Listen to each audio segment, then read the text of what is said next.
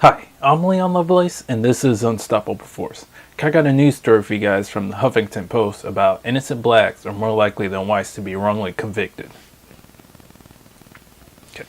The majority of the 2,000 people in the United States formally exonerated of crimes they never committed are black, according to a new report examining the relationship between race and wrongful convictions.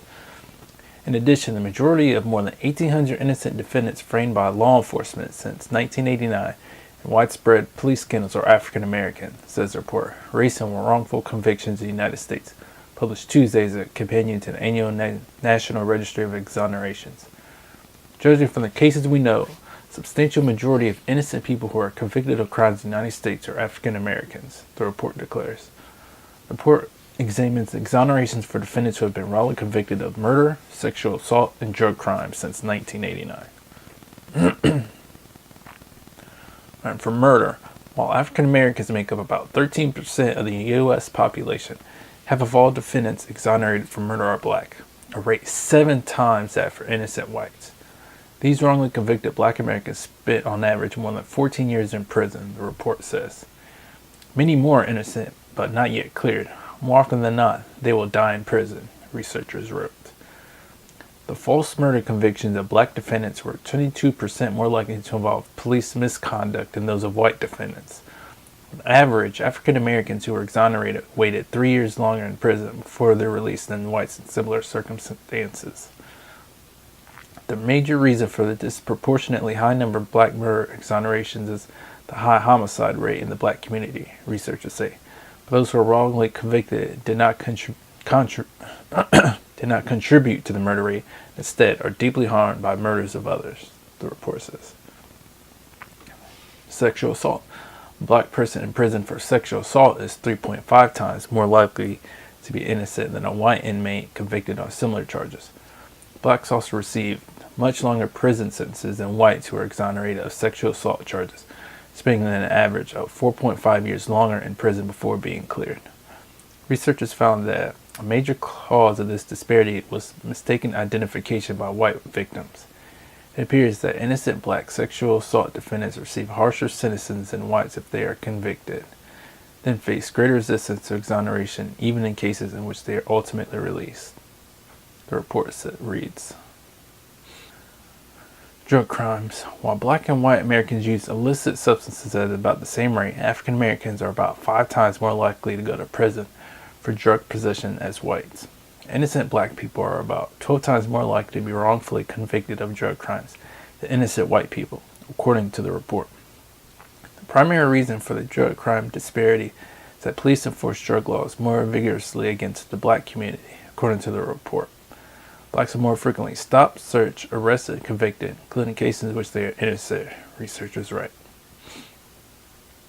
Of the many costs that the war on drugs inflicts on the black community, the practice of deliberately charging innocent defendants for fabricated crimes may be the most shameful, said Samuel Gross, University of Michigan law professor. There were 166 exonerations in 2016, an average of 3 per week, the most since the analysis began in 1989, and double the number in 2011, the National Registry of Exoneration annual report finds.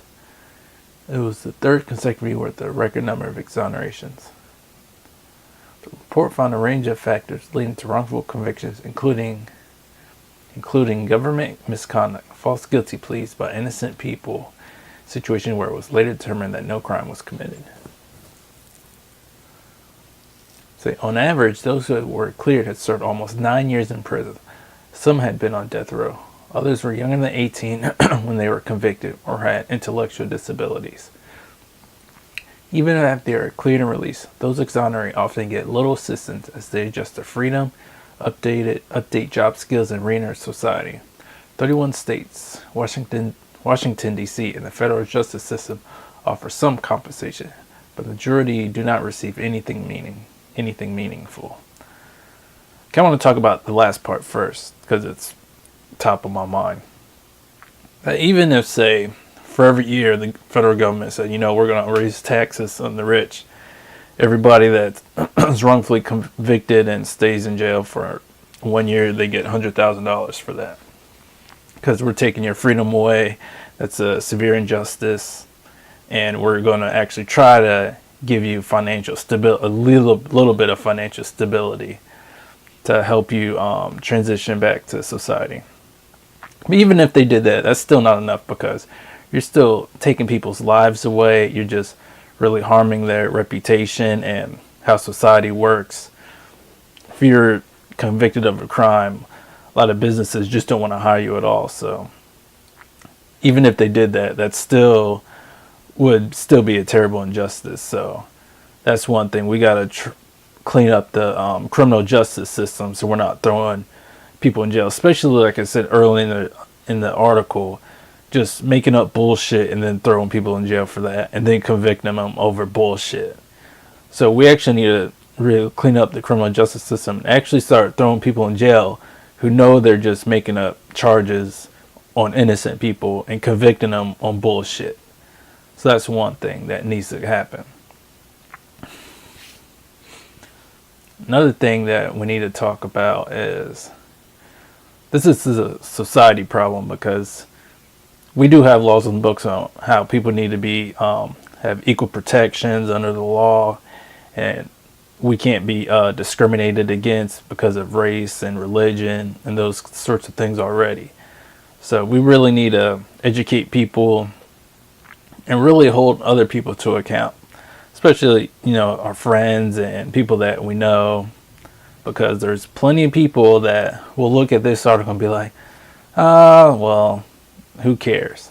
Actually, it does care. It does matter, because when you're just throwing people under the bus and making a group of people just suffer needlessly, that's going to cause a lot of problems for that group of people, and all their friends, all their families going to feel that, and eventually those negative effects are going to reach you somehow, whether it's higher taxes or they're impoverished because they're getting, wrongfully convicted. Society's not trying to help them out whenever they get out of jail, if they do get out of jail, and just the social and economic problems that their families have because people are getting discriminated against and ostracized. So it's just a lot of just troubles that happens from shit like this.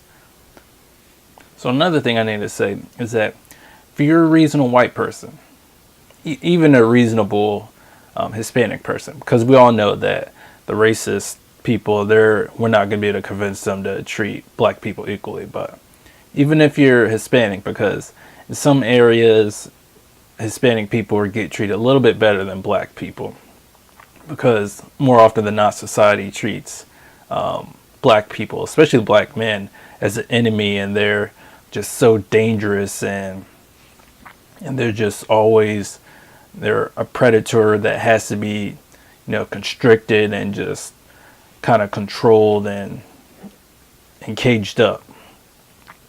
So if you're a reasonable white person or a reasonable Hispanic person, you really need to start protesting with black people over racial injustice. Because if you're reasonable, you should say treating people unfairly just because of their race or their, gender, religion, etc. isn't right. That's not, because we're all equal. Especially if you're a Christian, God talks about how you need to love your brothers no matter what. You need to love your neighbor as yourself. And a lot of reasonable people that say, I'm reasonable, but whenever they hear about these topics about injustice, they don't give a shit. So if you really want people to actually have a better way of life, if you want your community to be stronger and to have less suffering, less poverty that's going on in the world, you need to stick up for people that are weaker than you. And that is definitely what's happening with black people, especially with black men. It's that they're always the victims of being ostracized and being characterized as a predator and extremely dangerous, and they need to be put down and caged up. Because if we don't cage them up, all hell's going to break loose. And all that's just bullshit and just racial demagoguery that needs to stop. So you actually need to go and say, you know what, this is bullshit, I'm going to stand with the black people. I'm going to try to fight and make sure that we actually treat each other as equals and we love and respect each other. And just viewing each other as the other or the enemy, etc., is just not helping out anybody. Another thing we need to fix is just how long innocent people are staying in prison, because we need to really fix some of the exoneration system. So if we find out people are innocent of a crime, they need to be getting out way faster than that. If someone convicted for several years, we find out after a year that they're innocent, they need to be getting out within a year, not have this process just take years and years just to officially say someone's innocent, because that's just a further injustice and further just showing our corrupt political and criminal justice system, is to say, oh, we know someone's innocent, but because we have so much red tape, we're still going to keep them in jail for a long period of time. So that's just really unjust and uncivilized, and that's something we really need to fix. Alright, so thanks for watching, and check out one of my next videos.